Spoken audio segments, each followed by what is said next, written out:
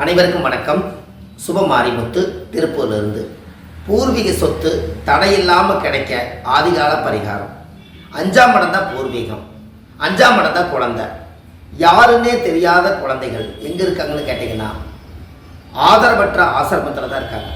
ஆதரவற்ற ஆசிரமத்தில் குழந்தைகளுக்கு போய் அவங்களுக்கு பூர்வீக சொத்து கிடைக்கலன்னா அந்த குழந்தைகளுக்கு ஒரு வஸ்திரமோ அவங்களுக்கு ஒரு நேரம் சாப்பாடு வாங்கி எனக்கு பூர்வீக சொத்து கிடைக்குதுன்னு சொல்லி இந்த குழந்தைகளுக்கெல்லாம் நீங்கள் கொடுத்துட்டு அந்த குழந்தைகிட்ட கூட்டு பிரார்த்தனை பண்ணிட்டு வந்தீங்கன்னா முன்னோர்கள் சேர்த்து வச்ச சொத்து குழந்தை வடிவத்தில் அவங்க பிரார்த்தனை பண்ணால் சீக்கிரமாக அந்த தடையெல்லாம் உடைஞ்சு அது சீக்கிரமாக உங்களுக்கு சொத்து கைக்கு வந்துடும்.